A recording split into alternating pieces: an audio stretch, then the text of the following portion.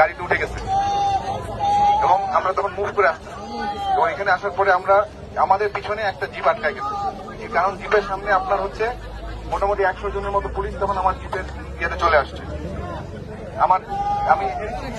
আমার মানে জিপের ভিতরে তো 100 জন হয় না, জিপের মধ্যে পুলিশ জোর করে উঠে গেছে, ফায়ার করতেছে। ওখানে আমার অফিসার ছিল। এখন সামনে 100 জন পুলিশ, তারা তাদের যে পজিশন রাস্তা ব্লক করে তারা যেভাবে হেঁটে আসে তারা এভাবে ফায়ার করতেছে এবং হেঁটে আসছে। পিছনে আমার অফিসার জিপ নিয়ে, আমি বুঝাতে পারছি আপনাদের। তারা কিন্তু ফায়ার করতে করতে বাইপাইল পার হয়ে পল্লীবদ্ধ হয়ে এই পর্যন্ত এসে তারা এখানে আত্মসমর্পণ করছে। তারা জানে তারা যেভাবে আসতেছে এটা ঠিক না। তারা যেভাবে নির্বিচারে গুলি চালাচ্ছে আমাদের নিজেদের সাধারণ ভাই বোন, আমি নিজের চোখে দেখেছি। তো আমি জন্য আপনাদের বলতে আপনারা হয়তো অনেকে ওখানে দেখেন নাই বা দূরে ছিলেন বা অনেক শুনেছেন। আমি যখন ওখানে গেছি আমি দেখছি আমাদের লোকজনের গায়ে যে গুলি লাগছে তারা এসে দেখাচ্ছে এবং এটা শুধুমাত্র যে আপনার দিয়ে বুলেট ফায়ার করেছে তা না, তারা এখানে মারণাস্ত্র হিসেবেও এটাকে ব্যবহার করেছে। তারা এখন এসে এখানে ঢুকে গেছে, আমার গাড়ি নিয়ে এখানে এসে ঢুকে গেছে।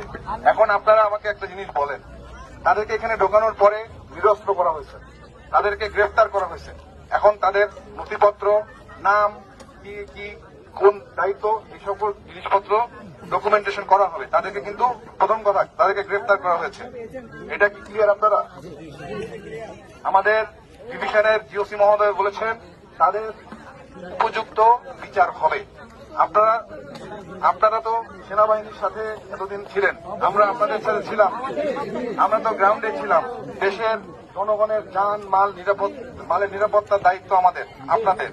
আমরা একটা অনেক বড় সমস্যার সমাধান করে আজকে এখানে এসে পৌঁছাইছি। এখন আমার কথা শুনেন, এখানে হয়তো আমি এখনো কাউন্ট করতে পারিনি, বাট ধরেন এখানে আপনার পুলিশ আছে, তারা তো মানুষ, খারাপ হইলেও তারা মানুষ।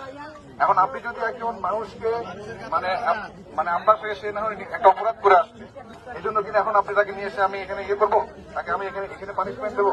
এটা কি সভ্যতার? এটা কোনো সভ্য জাতি না। 1, 2, আমাদের কিন্তু এখানে এনশিওর করা হবে যে তারা বিচারের আওতায় আসতেছে এবং তারা যা করছে এটার তদন্ত অবশ্যই হবে। আর আমি নিজেও দেখেছি কি হয়েছে।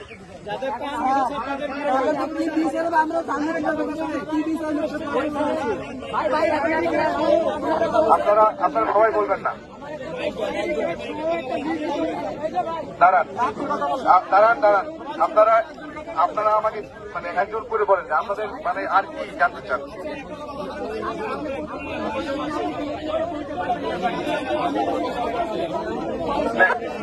পুলিশের